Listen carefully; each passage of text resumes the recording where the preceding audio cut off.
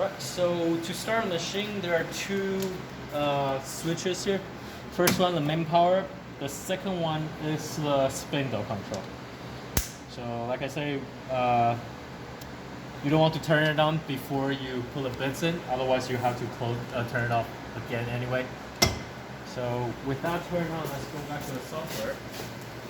So shopbot 3 is where we're gonna use to control the CNC.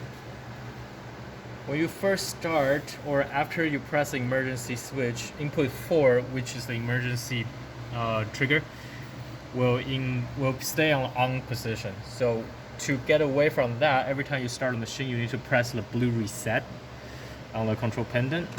Press it. You will hear the machine engaging, and the spindle controller turned on.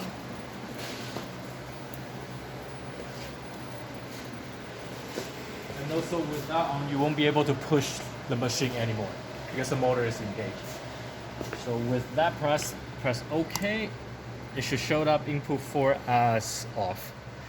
Input A is actually linked to the RFID card member system. If you want to do anything with the motor, you have to tap your card first. So, I could grab a wrong card. Give me a sec. Hold on, there's one right here. Yeah. Alright, so use a member card to. Yeah, I still haven't. Just, yeah, go for it. Alright, so find the charm. So tap a member card on the terminal. It will switch on and it will turn off the input A. So that will bypass the safety switch. So with that, when you first start the machine, this first thing you need to do is 0xy, so homing those XYZ and homing this the machine. Make sure the spindle is not stuck into anything before you do this. It will lift the Z, but only a certain amount. So make sure the spindle and the end mill is free before you home. With that, get away from the machine. Just for our lab, we sort of just a safety lanyard barrier to make sure people just walk into the machine and get hit. Press home. That means it will use the last Z measurement. Usually you can just use yes or no. Let's do no. Yeah, just update it again. Usually you can press no, use the last location, but for some reason the spring that preload the Z axis is a little bit weak on this one. So every time you turn off the machine, the Z will drop.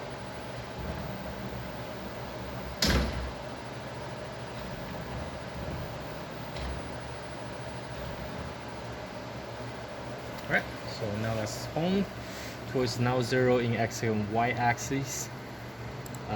The Z height is what we were using, so that's the thing they were trying to sort of guessing. Depends on last setting. The reason being the Z actually 0 to the top instead of to the bottom, so it doesn't know how high the wasteboard is. So this Z height is the best guess the machine can have before you actually 0 to the material. So with that done, the next thing we want to do is 0 the spindle, the Z axis. There's two ways you can move the machine. One is click on this, the yellow to move tools, and then use the arrow key and the Z up and down to do this. So again, make sure Z is out of the way of any material. Use this one to actually move the machine. And just to demonstrate, we actually have a pendant that we can use as well, which is right here. So same thing, to actually start moving a machine, you need to press the yellow keypad. It's the same function as that thing to turn that thing on. And then use the X and Y to actually move the machine. It's a little bit sensitive, so don't double tap too quick. Every time you release, let it go a little bit before you press it again. Otherwise, it might trigger some bug in the software. Like I said, this plate is the same height as the bed, so we usually just use that because without any cut or damage on it, it's a little bit more flat. So lower the Z height to make sure it's sort of in the center of the thing. So just a good habit, if you are not gonna move the machine for a little bit, escape from the keypad. So this only showed up when the machine can move. So if you escape from this, the machine will not move before you turn it back on again.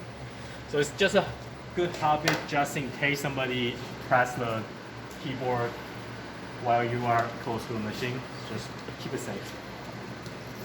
So this is the Z0 plate we use. This is a pressure sensitive one instead of the normal shot bar continuity one. The continuity plate required to clip a grounding clip onto a spindle. This doesn't. So make it a little bit easier. So plug this into it. Make sure it's tight. So before you actually do zero, test this up. Make sure it's working. Otherwise, you might break your end mill. So you press on this, you will see the input one lights up. This is pressing it continuously. Okay. Yeah, so that means the pressure plate is working, so you can proceed with the zeroing. Make sure it's right below the spindle and make sure there are no dust or particle on the plate itself or on the back, so it doesn't interfere with the Z height measuring. Leave it there, come back to here. You will see next to the home XY button, there's a Z0 height using the Z0 plate. Press it. It will tell you to make sure the plate is right below the end mill. When you are ready, press OK. You will hear that warning sound every time before the machine are about to move.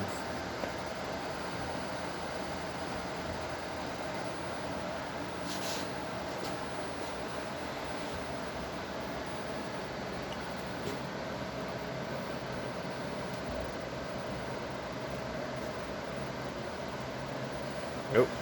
When the Z0 is down, it will show a 0. Remember to remove alligator clip and put away the plate. We don't have an alligator plate clip because we're using a pressure one. But basically, just unplug the Z0 plate, take away, and you are done for the Z0. Is that good? Yep. Is that the end of the video? Not quite. Okay, so after zeroing the machine and zeroing the Z height, the last thing we need to do is zero the machine to the material itself.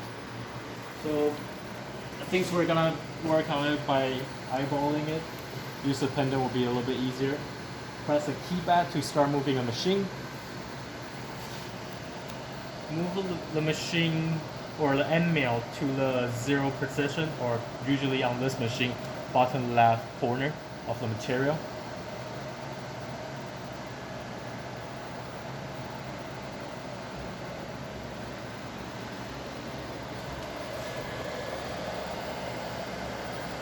So the location of the actual machine is the center of the end mill.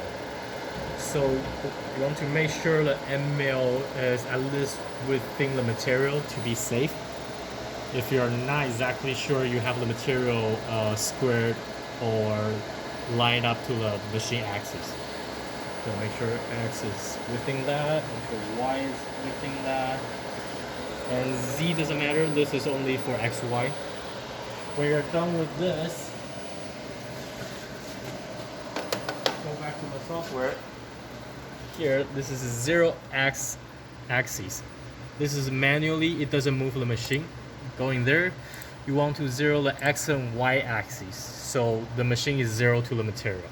And Z axis, we're already zeroed to the waste board when we're doing the automatic zeroing. So 0 XY, you will see the location of the XY become 0.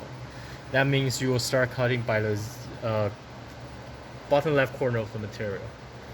Yep. It doesn't have to be bottom left material. Depends on where you want to cut on the material. It's just where it starts.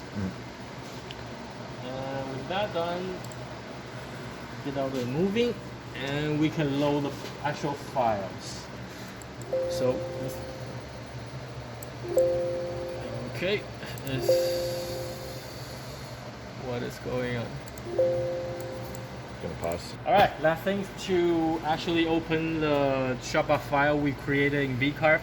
You can press cut parts or part file load. Both will do the same thing. So click part file load, choose the file we just generated, Fab Academy. This one will show up. So this page is some last minute change you want to do to it. You can change the proportional of X, Y, and Z. Chances are you probably don't miss this like ever. Offsetting X and Y, you probably don't need that at all. Tabbing, I think this automatically generate tab, but I never tried it before. Parameters for a template having XY movement, you don't have to change this at all. But just make sure press recall last to back it into the original setting before you start.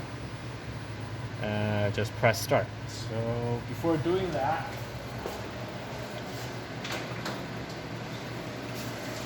safety. So when you press start, the first thing it will show is tell you to start a spindle. So this is when you turn on the spindle. Remember the pendant here? This is the spindle control start. So if you press start, you should hear the spindle start running. And when it's up to the speed, you can press OK here and then the machine will start running. And we missed one thing, we didn't turn on the dust collection. I'm just gonna turn on remotely for this time. I usually go there, click the green button.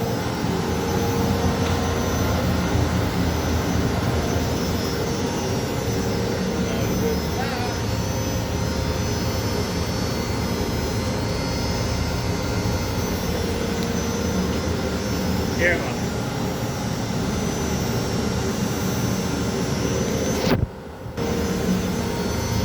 everything is good and press OK.